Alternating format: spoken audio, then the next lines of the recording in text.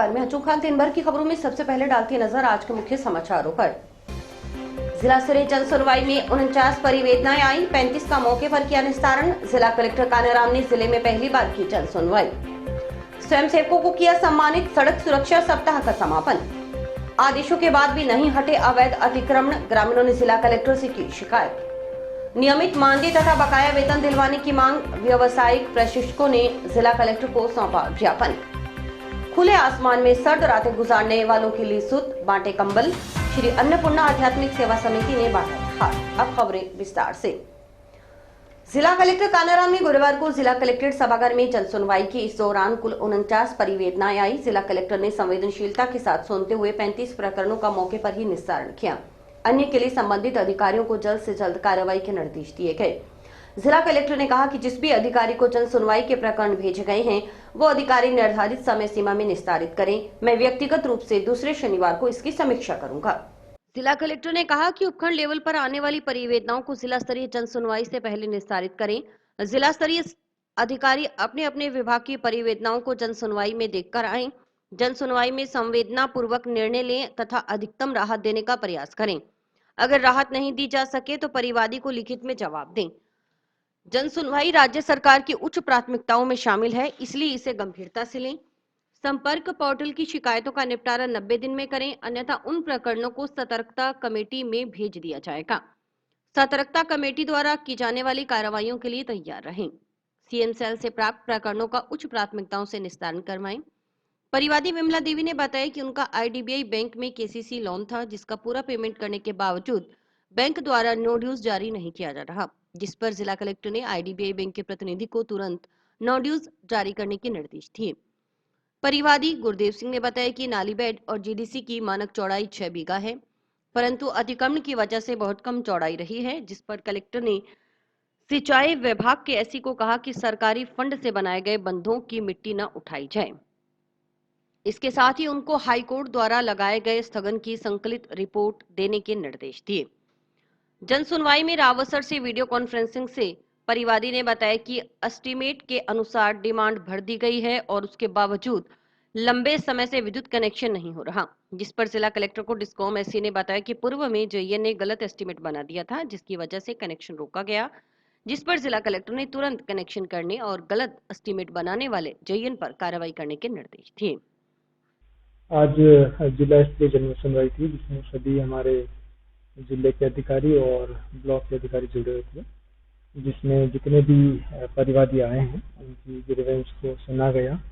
कुछ परिवेदनाएं जिनका मौके पे ही निस्तारण संभव था वो मौके पे किया गया है, और बाकी में अधिकारी को निर्देश दिए गए कि नेक्स्ट 15 डेज से जो उन पर नियमानुसार कार्रवाई करके प्राप्ति को राहत दिलाने का प्रयास किया जाए। और ये सुनवाई जो है फर्स्ट गुरुवार को ग्राम पंचायत, सेकंड को जो है उपखंड लेवल पे, और उसके बाद जो तीसरे गुरुवार को जो है जिला स्तर पर होती है। और प्रयास रहेगा प्रशासन का कि जो लाभार्थी की जो भी शिकायतें हैं उनका सही स्तर पे जो है समय पर निस्तारण।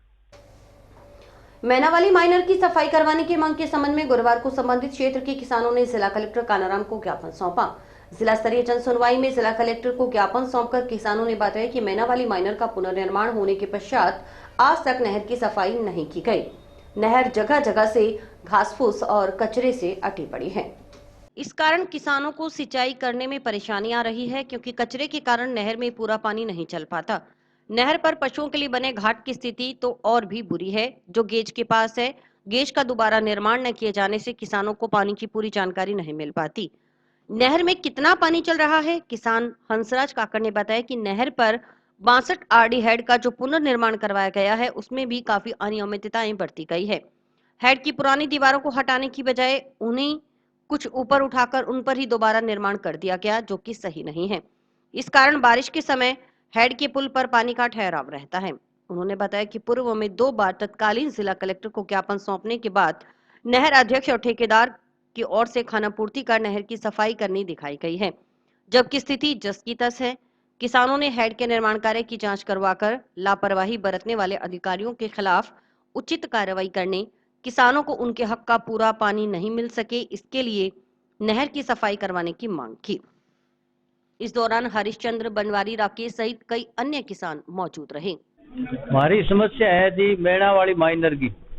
मेणा वाली माइनर को पुनर्निर्माण हो भी 4-5 साल पहले, इसके बाद में अध्यक्ष व्यवस्था लागू कर रखी है, तो पुनर्निर्माण होने के बाद में आज तक कोई सफाई के नाम पर कोई नहीं हो। बड़ी बड़ी झाड़ियां उग के एक किनारा कच्ची अंदर था के दूसरे किनारे चली गई, बट नहर टूटने का कगार पर है। अध्यक्ष ने कहा कि महकमा बजट कौन दिए, महकमा सूचना मांगी वे जी जल संसाधन विभाग करवाएगा। 26 बार 2-3 बार पहले भी थी, 26 बार में 5-7 जना पेश होया, तो भी खाना पूर्ति के नाम पर अध्यक्ष एक मजदूर ले आयो, वहाँ पेड़ा सन आडा घेर दिया। तो एक घाट बने हुए पशुओं के लिए बड़ो बढ़िया बनाए हुए है, भी पर 2-3 लाख रुपया खर्च होना चाहिए हमारा अंदाजों, पर आज भी हालत बहुत खस्ता है। पानी कौन दे, पानी दे के कंटीली झाड़ियां की कांटाली बोल लियो दूली फ्लोरा वाला है जी, माट के ले जा कुतर काटने वाला, आ बहुत खराब हालत है। भी बात है पुल को निर्माण हो हेड को, तो वो अर्ध 5-7 रद्दा ऊपर उतार के निर्माण कर दियो गयो, तो बात चीज खत्म हो जाएगी। 1960 की बनेड़ा पहला की, अब जब 2017 में निर्माण हो वहाँ उतार के आधो कर दियो, हेड के ऊपर पानी ठहरा बीच जगह सेंटर में। तो आज तो वो लोग गौर कौन करे, गौर नहीं करे, पानी ठहरते बाद में आधो पहला खत्म हो जाएगा। तो हमारी आ रिक्वेस्ट है जल्दी जल्दी सफाई करवाई जाए और माने जानकारी दी जाए सफाई कौन करवाओ। बिंग बावजूद आगे 4 किलो सोलर प्लेटा लगेड़ी है, तो वो भी एक मुद्दो है सारे किसानों को जी कि गंगानगर एक मसलो आयो, किसान गाजर धोता तो नहरी मेघ में लगान मांग लियो, तो इन बात में ई सोलर को किरायो कौन लेवे, किन्ने देवे, कण लगाई, क्यों नहर पर लगाई गई है, इनकी हमारी जानकारी दी जाए। फोन नंबर हमारा देड़ है, दरखास्त भी दे है, व्हाट्सएप नंबर एक्शन दिए तो भी मैं दे सका, मारने की जानकारी दी भी इनको मालिक कौन है। आज के टाइम नहर खड़ा कोई मालिक कौन दी, तो आ व्यवस्था है। इनके बाद में दूसरी थोड़ी इमाई और जोड़ दिया कि देखिए अध्यक्ष व्यवस्था लगा रखी है, अब बहुत खराब है। मैं इन्हें मैंने आंदोलन भी करा, कलेक्टर साहब को जांच करवा देंगे, बढ़िया मैं वजह दौड़े, कलेक्टर साहब बात बढ़िया सुनी, हर हालत में जांच कराएंगे, सही कराएंगे, मेरे साहब जल्दी जल्दी कराओ, इतना नहर तो खत्म हो जाएगी। ग्राम पंचायत मैनावाली के वार्ड 11 व 12 में गली में हुए अतिक्रमण हटवाने की मांग के संबंध में ग्रामीणों ने गुरुवार को कलेक्ट्रेट में हुई जिला स्तरीय जन सुनवाई में जिला कलेक्टर कानाराम को ज्ञापन सौंपा। भारत की जनवादी नौजवान सभा के बैनर तले कलेक्टर से मिले ग्रामीणों ने बताया कि ग्राम पंचायत मैनावाली के वार्ड 11 और 12 में कुछ लोगों ने सरकारी भूखंडों और गली में अवैध रूप से अतिक्रमण कर रखा है। पूर्व में इसकी शिकायत पर जिला परिषद की ओर से जांच भी करवाई जा चुकी है।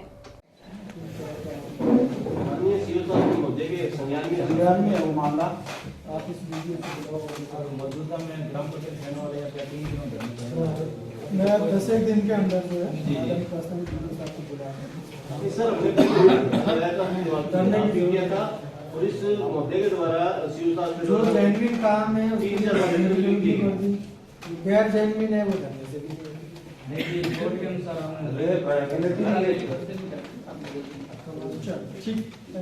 आज भारत की जनवादी नौजवान सभा व जुरारपुरा गांव के ग्रामीणों द्वारा एक ज्ञापन दिया गया जिला कलेक्टर महोदय को। और जिला कलेक्टर महोदय जब से यहाँ नए नए आए हैं, ये पहली जन सुनवाई है। इस पहली जन सुनवाई के अंदर कलेक्टर साहब महोदय ने यह आश्वासन दिया है कि जल्द ही हम 10 दिन के अंदर आपका जो अतिक्रमण है वो तुड़वाएंगे। और ग्राम पंचायत मेणावाली के अंदर जो अतिक्रमण लोगों ने कर रखे हैं, वार्ड नंबर 11 और वार्ड नंबर 12 की जो गलियां बंद कर रखी है, इस मांग को लेकर के हमारे भारत की जनवादी नौजवान सभा के कार्यकर्ता व तमाम ग्रामीणों ने मिलकर के आज 4 दिनों से लगातार धरना मेणावाली ग्राम पंचायत के बाद चल रहा है। और अगर निश्चित ही कार्रवाई नहीं हुई तो आने वाले दिनों के अंदर नौजवान सभा डीवाईएफआई बड़े स्तर पर आंदोलन जारी करेगी। गांव जोरारपुरा ग्राम पंचायत मेणावाली के अतिक्रमण है वार्ड नंबर 11 और 12 की गली और सरकारी भूखंडों पे अवैध रूप से किया गया कब्जा को लेकर 9वें महीने में यहाँ पर जिला कलेक्टर 4-5 दिन तक धरना चला। भी बाद में सीओ साहब का आदेश के अनुसार उन्होंने एक लेटर निकालकर पीडीओ साहब को अवगत कराया कि ये तुरंत प्रभाव जितना हो सके जितना जल्दी हटाया जाए।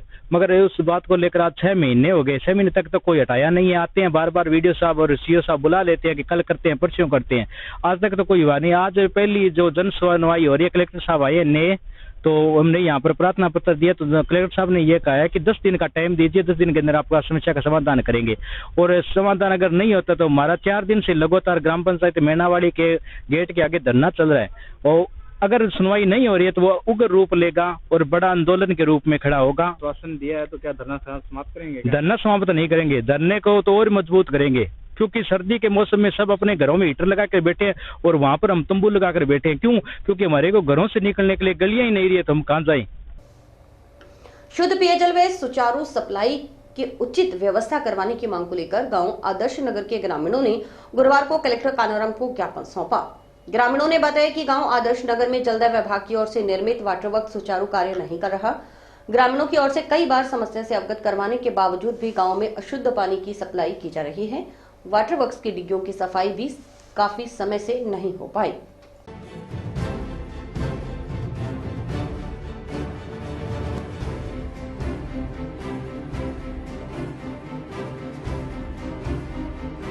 जी, हमारी वाटर वर्क्स की डिग्गी है, 2 डिग्गी है, जिसमें कोई सफाई कीचड़ कुछ ही नहीं हो रहा है सर। 1.5 साल हो गया। हमारी ऊपर की वो टंकी बोलते हैं ना, ऊंची बनाते हैं, वो भी बन चुकी, पर आज तक मैंने कोई ढंग से सप्लाई भी तो चालू ही कौन करी, बिल्कुल कट है सप्लाई, चालू कौन करी मैं छू। तो मैं यही खातर निवेदन करा कि हमारी जल्दी से जल्दी सप्लाई चालू करी जाए तो हमारे ग्राम पानी की पूर्ति हुए। पानी की पूर्ति उनको लाग रही, एक नकली सो कोई छोटो छोरो राख रखियो 5,000 रुपया तनख्वाह में कुल्ली, कोई सुनवाई को नहीं मारी। पानी ग्राम पुगन को लाग रही, वो 2 दिन छोड़ दिया जी, एक दिन काम तरह उठ गयो तो मैं बिना पानी रहा सर। हमारी कहा मेरा मोटर खराब बता दिए, हमारी रिक्वेस्ट है तो आप ज्यादा से ज्यादा हमारी सुनाई होनी चाहिए साहब। कहाँ की समस्या है? समस्या है आदर्श नगर गांव है जी, डिग्गी बनी है वार्ड नंबर 2 में, 2 ही वार्ड है, वार्ड नंबर 1 और 2। पानी वो भी चलावा करी टंकर डालिया, कई बार टंकर भी रिड़ावा, टंकर का लिया जी 500 और 450 2 रेट है, नहीं 500 ले लिया, लिहाज 450 रुपया ले लिया। कलेक्टर से मिले, क्या कहा उन्होंने? कलेक्टर साहब ने कहा आपकी जल्दी और जल्दी मैं सुचारू रूप से चालू करवा दूंगा, अभी आप बात मान गई कलेक्टर साहब। पानी की सप्लाई नहीं आगी, गर्मी में हमारा क्या होगा? डिग्गी की बिल्कुल सफाई नहीं हुई है, और जो हमारी टैंक बना हुआ है उसमें सप्लाई नहीं है, आदमी नहीं है, परमानेंट कोई आदमी नहीं है, एक नकली सा आदमी रखा हुआ है। ग्राम पंचायत नीमला के गांव थिराना की शमशान भूमि में चल रहे 4 दीवार निर्माण कार्य में घटिया सामग्री उपयोग करने का आरोप लगाते हुए ग्रामीणों ने गुरुवार को कलेक्टर को शिकायत की। ग्रामीणों ने दोषियों के खिलाफ कार्रवाई कर गुणवत्तापूर्ण सामग्री से निर्माण करवाने की मांग की। ग्रामीणों ने बताया कि नीमला ग्राम पंचायत के गांव थिराना में शमशान भूमि की 4 दीवारी निर्माण कार्य विधायक कोटे व मनरेगा से हो रहा है, लेकिन घटिया स्तर का निर्माण हो रहा है। निर्माण कार्य में निम्न स्तर की ईंट उपयोग में ली जा रही है।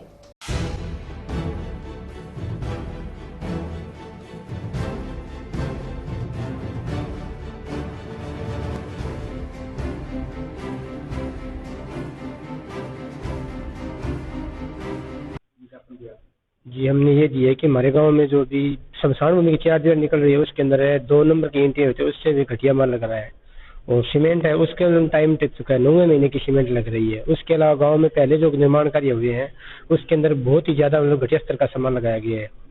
कहने पर सरपंच ये कहता है कि मेरी नहर में जैसे पंचायत समिति में कमीशन दिया हुआ है, मुझे कोई डर नहीं है, आप कहीं पे भी एप्लीकेशन लगा सकते हो। कल उसको रोका भी गया था काम, सरपंच काम रोक नहीं रहा है, बार बार कहने के बावजूद वो घटिया स्तर का सामान लगा रहा है और कुछ लोगों के नाम भी लेता है। वो नाम लेने से कोई फायदा नहीं है, वो उसका नाम झूठा ले रहे हैं, बल्कि वो खुद के स्तर पर ये काम कर रहा है।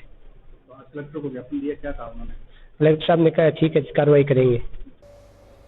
खुले आसमान के नीचे सर्द रातें गुजारने वाले बेसहारा नागरिकों की मदद के लिए श्री अन्नपूर्णा आध्यात्मिक सेवा समिति ने हाथ बढ़ाए।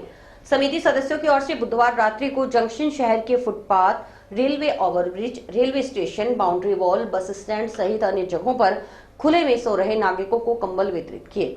बस स्टैंड में संचालित रैन बसेरे में आश्रय पाने वाले जरूरतमंद महिलाओं और पुरुषों को भी सर्दी से बचाने के लिए कंबल का वितरण किया गया। उप सरपंच मकबूल मोहम्मद, समिति सचिव प्रदीप पाल, फिरोज खान, मुंसाफ अली और जंक्शन थाना से एएसआई मुंसेखा इस दौरान मौजूद रहे। उप सरपंच मकबूल मोहम्मद ने कहा कि मनुष्य के जीवन की सार्थकता तब है जब वह जरूरतमंदों की सेवा करे। मानव जीवन का यही सबसे बड़ा कर्तव्य है। जो लोग ऐसा करते हैं वे इंसानियत की मिसाल पेश करते हैं। समाज में आपसी भाईचारे के लिए समाज के अग्रणी व प्रतिष्ठित लोगों को सदैव आगे रहना चाहिए। उन्होंने कहा कि इस बात की खुशी है कि हमारी समिति इस कार्य में अपना योगदान दे रही है। इसी क्रम में खुले आसमान के नीचे गुजर बसर करने वाले दर्जनों बेसहारा नागरिकों को कंबल वितरण करने का अभियान हाथ में लिया गया। समिति सदस्य मकबूल खान ने बताया कि दानदाताओं के सहयोग से प्रथम चरण में करीब 100 कंबल वितरित किए जा रहे हैं। समिति की ओर से जंक्शन और टाउन शहर में खुले आसमान में गुजर बसर करने वाले बेसहारा नागरिकों को चिन्हित कर कड़ाके की ठंड से बचाने के लिए कंबल का वितरण किया जा रहा है। समिति की ओर से दानदाताओं के सहयोग से भविष्य में भी जरूरतमंदों को गर्म वस्त्रों का वितरण किया जाएगा।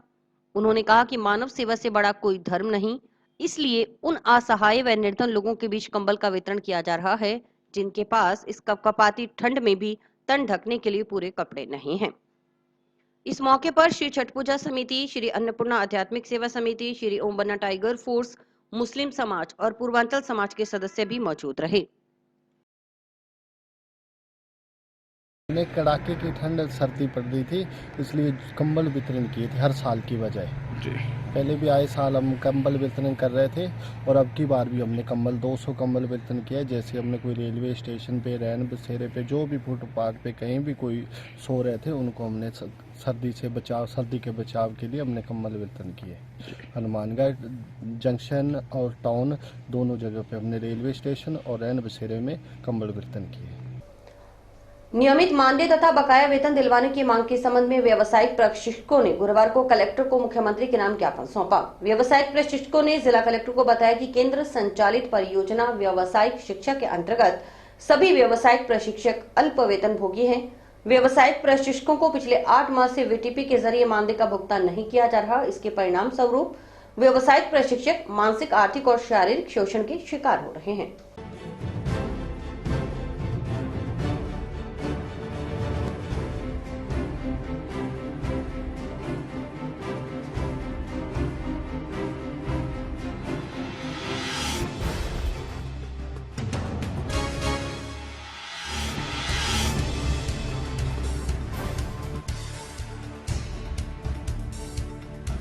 सर, हमें व्यावसायिक शिक्षा चल रही है सेंट्रल गवर्नमेंट से, राजस्थान के अंदर है, जिसके हमें वीटीपी है, वोकेशनल ट्रेनर प्रोवाइडर कंपनी है, उनके मार्फत हम लगे हुए हैं, वीटी हैं और हमारी जो सैलरी है वो पिछले 10 से 11 महीने से बकाया चल रही है।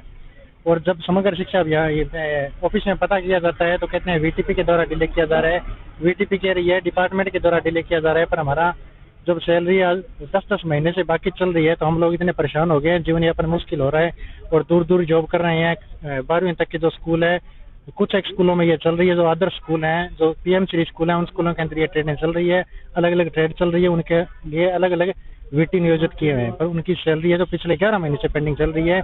इसके लिए ज्ञापन सौंपा जा रहा है। साथ में हरियाणा मॉडल लागू करवाने हेतु ज्ञापन दिया जा रहा है। ये सेंट्रल गवर्नमेंट की सरकार है, यहाँ पे बीजेपी की गवर्नमेंट आ चुकी है और ये एक व्यावसायिक शिक्षा कौशल के लिए संचालित योजना है जो कि सेंटर सरकार द्वारा संचालित की जा रही है। अतः मुख्यमंत्री जी से निवेदन है कि हमारी सैलरी जो बाकी है वो दिलवाएं और समय पर मानदेय दिलवाने की कृपा करें और हमें हरियाणा मॉडल लागू करके सीधा परियोजना के अंतर्गत लिया जाए। पहले हम ज्ञापन दे चुके हैं परंतु कोई सुनवाई नहीं हो रही है। आज जन सुनवाई चल रही है, इसलिए हम यहाँ पे आए हैं इकट्ठे हो। हम यहाँ पे जिला कलेक्ट्रेट में धरना देंगे, निश्चितकालीन धरना दिया जाएगा। लोगों की सैलरी 3000 वीटियां पूरे राजस्थान में सबकी डिले चल रही है। रमानगढ़ के अंदर लगभग 90 वीटियां जिनकी सैलरी बाकी चल रही है पिछले 11 महीने से। अलग अलग कंपनियां हैं जिसके अंदर अलग अलग कंपनियों का नाम है IC education private limited, Times, I sect, BNSS, ISSD, LNG private limited, सभी कंपनियों की सैलरी है जो 6 महीने से लेकर 11 महीने तक बाकी चल रही है। एक तरफ तो सरकार रोजगार कौशल के लिए अलग अलग ट्रेड खोल रही है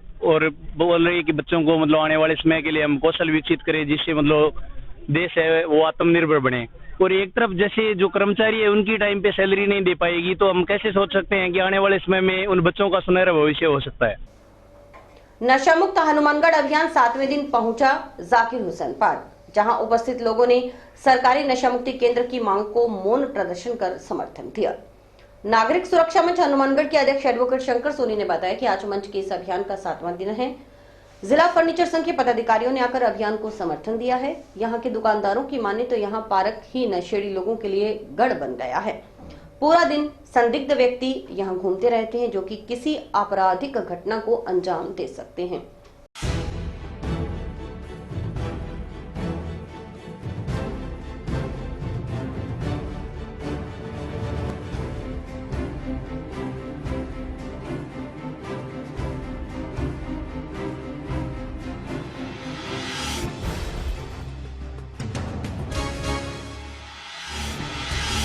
हनुमानगढ़ में सरकारी नशा मुक्ति केंद्र की मांग को लेकर और नशे को लेकर मंच द्वारा जो अभियान चलाया जा रहा है हमारे सचिव की अध्यक्षता में आशीष की, उसी की निरंतरता में आज जाकिर हुसैन पार्क में रखा गया है।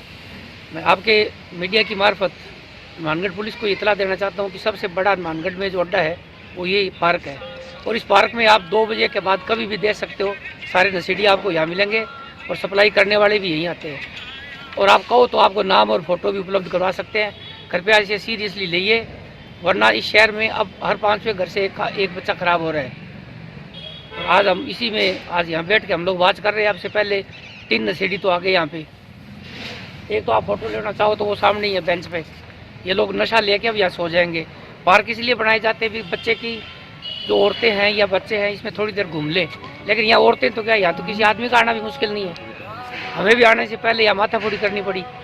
तो हम आप दोबारा आपसे पुलिस से, हमारे हनुमानगढ़ पुलिस से आग्रह है कि कृपया कम से कम एक पुलिस सिपाही की यहाँ नियुक्ति कर दें। आपको कम से कम 65, मेरी गारंटी है 65 नशेड़ी और सप्लायर आपको पकड़ा देंगे। आज 7वें दिन नागरिक सुरक्षा मंच द्वारा जो अभियान चलाया जा रहा था जाकिर हुसैन पार्क में पहुंचा है। यहाँ हमें फर्नीचर एसोसिएशन ने समर्थन दिया है और लगातार हमारे साथ में लोग जुड़ते जा रहे हैं। धीरे धीरे ये आंदोलन बड़ा हो रहा है। सरकारी नशा मुक्ति केंद्र की जो मांग है ये हमारी बिल्कुल जायज मांग है, और इसके लिए हम जितना संघर्ष करना होगा हम लोग करेंगे। सभी युवा साथियों ने जाकिर हुसैन पार्क में आज मौन प्रदर्शन किया, और मीडिया आपके माध्यम से मैं सभी हनुमानगढ़ शहर के नागरिकों से और युवा साथियों से निवेदन करना चाहता हूं कि इस अभियान में आप सब भी हमारा साथ दें, क्योंकि ये आपके हिस्से की लड़ाई भाई आशीष गौतम और हम सब लड़ रहे हैं। तो इसमें आपका भी सहयोग जरूरी है, क्योंकि युवा साथी हमारे देश का भविष्य है। इस बात को लेकर आज सभी वरिष्ठ नागरिकों ने भी आज हमारा इस अभियान में साथ दिया, और आपसे भी हम उम्मीद करते हैं कि आप इस अभियान में हम सबका साथ दें। 11 जनवरी से चल रहे सड़क सुरक्षा सप्ताह का समापन गुरुवार को हुआ। इस मौके पर टाउन के यातायात पुलिस थाना में नेहरू युवा केंद्र के तत्वावधान में समापन समारोह हुआ।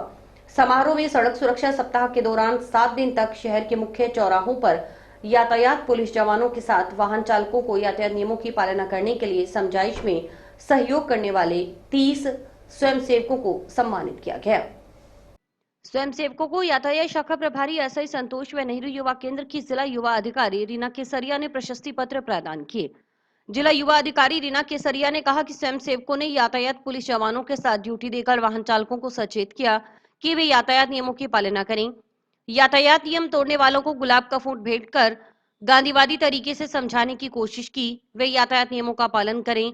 यातायात शाखा प्रभारी एसआई संतोष ने बताया कि 15 जनवरी से राष्ट्रीय सड़क सुरक्षा माह मनाया जा रहा है, जो 14 फरवरी तक चलेगा। सड़क सुरक्षा सप्ताह के तहत 7 दिन तक बिना हेलमेट दोपहिया चलाने वाले वाहन चालकों से समझाइश की गई है। अब यातायात नियमों की पालना न करने वाले वाहन चालकों से सख्ती से निपटा जाएगा। आज राष्ट्रीय सुरक्षा सप्ताह जो 11 से 17 तारीख तक चलाया गया उसका समापन किया गया। नेहरू युवा केंद्र हनुमानगढ़ के तत्वाधान में ये यातायात पुलिस शाखा के साथ मिलकर कार्यक्रम का आयोजन किया गया था, जिसमें लगभग 30 स्वयंसेवकों ने हफ्ते भर शहर के अलग अलग स्थानों पे अपनी ट्रैफिक पुलिस के साथ ड्यूटी दी, नियमों को समझा, लोगों को समझाया, ट्रैफिक नियंत्रण करने में यातायात विभाग का साथ दिया। इस कार्यक्रम के माध्यम से जो युवा है उन्होंने लोगों को सचेत किया कि वो क्यों ट्रैफिक नियमों का पालन करें, और उनको अलग अलग दिन, जैसे एक दिन गुलाब का फूल देके जो ट्रैफिक नियम तोड़ रहे थे उनको गुलाब का फूल देके भी एक गांधीवादी तरीके से समझाने की कोशिश करी ताकि वो नियमों का पालन करें। राष्ट्रीय सड़क सुरक्षा अभियान चला हुआ है, जो सरकार की तरफ से आईजी साहब, डीआईजी साहब और 15/1/2024 से 14/2/2024 तक ये चलेगा। जो बिना हेलमेट चलेंगे उनको गुलाब का फूल करा दे करके समझाइश की गई। 1 सप्ताह तो समझाइश की जाएगी, उसके बाद वो हेलमेट दे करके वितरित करके समझाइश की जाएगी, और जो काली फिल्म लगी हुई है उनको उतरवाया जाएगा, समझाइश की जाएगी, और गाटर लगी हुई है वो उतरवाई जाएगी और जानकारी दी जाएगी। और स्पीड में ही चलाएं, निर्धारित स्पीड है वो तेज स्पीड में गाड़ी नहीं चलाएं, यातायात पूर्ण नियमों की जानकारी दी जाएगी। और उल्लंघन करने वालों के खिलाफ कार्रवाई की। नोहर पंचायत समिति प्रधान व थानाधिकारी के बीच उत्पन्न विवाद तूल पकड़ता जा रहा है, जहां एक और पंचायत समिति प्रधान सोहन ढील ने पुलिस की कार्यशैली पर सवाल खड़े किए हैं, तो वहीं दूसरी ओर थानाधिकारी धर्मपाल सिंह ने प्रधान पर व्यक्तिगत रंजिश के चलते पुलिस की सार्वजनिक तौर पर बेवजह अपमान करने का आरोप लगाया है। आपको बता दें कि गुरुवार को नोहर पंचायत समिति की साधारण सभा की बैठक चल रही थी। इसी दरमियान किसी बात को लेकर पंचायत समिति प्रधान सोहन ढील व थानाधिकारी धर्मपाल सिंह के बीच तीखी नोकझोंक हो गई, जिस पर प्रधान ने थानाधिकारी को सदन से बाहर जाने का कह दिया। इसके बाद बैठक में उपस्थित सदस्यों ने सर्वसम्मति से थानाधिकारी के खिलाफ निंदा प्रस्ताव भी पारित किया।